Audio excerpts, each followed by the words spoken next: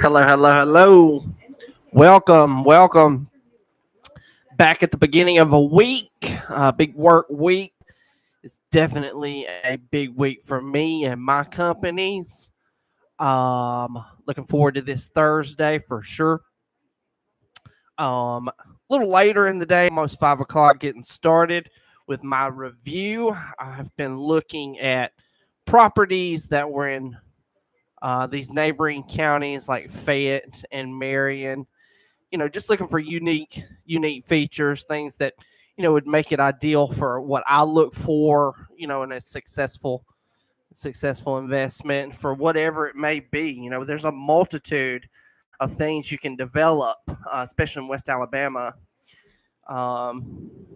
For sure. And hunting cabins where people pool their money together is really a great idea.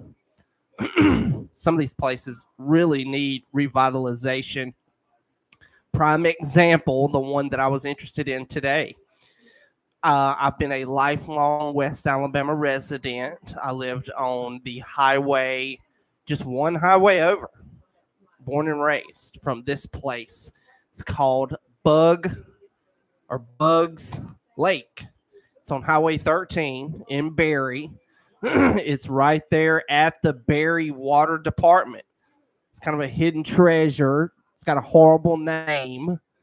It's one of those things like, just with the renaming of the Gulf of Mexico, when you have views and beautiful areas like that, and that was a man-made lake. It was made in 1950.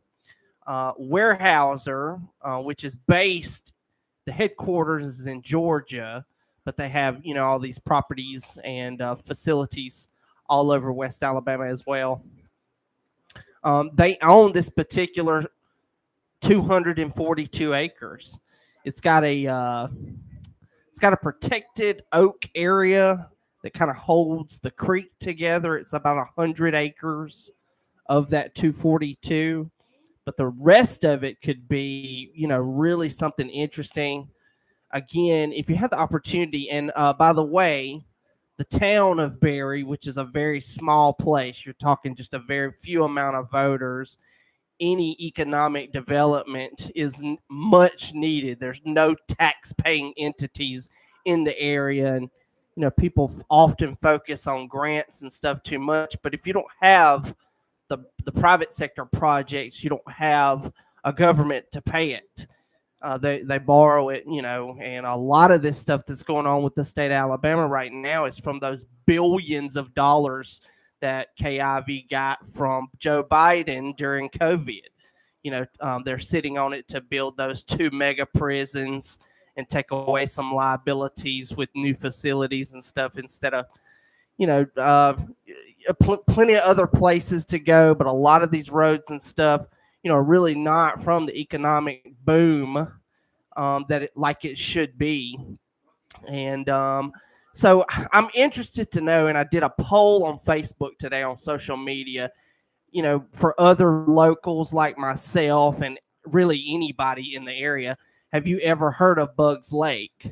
And again, even the people that live in the town of Berry, very small, unincorporated community, they may not have heard of it. And their water pumps and stations is right there at that very lake, and the town of Berry owns it, itself. So as long as you have complete power like that, the town owns the body of water. Of course, they could rename it, something a little bit more attractive, and try to make the area attractive. New single-family homes are just much needed anywhere, and Berry is already a booming area, especially on the Berry side of Tuscaloosa County, but they've dipped into Fayette County as well, and they're still annexing a lot of those properties to go to the Northport or the Tuscaloosa County schools.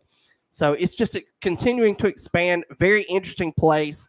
I made a full price offer over on another lake like this called Lake Arnedra, and the owners wanted full price for it, but they had not put the money into making it a full price property. You know, a usable land listing is worth a lot more than one you've got to call in contractors and pay 10, 20, $30,000 to cut down trees and make you a home pad on top of the purchase. So we made a full price offer. I had two investors that actually wanted to do it. And, you know, we asked for like some closing cost, and we also asked for an excavation expense, but it was a full price offer, a $50,000 offer of for a half acre property in Coker, Alabama. It just had a body of water there, and you know the seller still couldn't come together. There was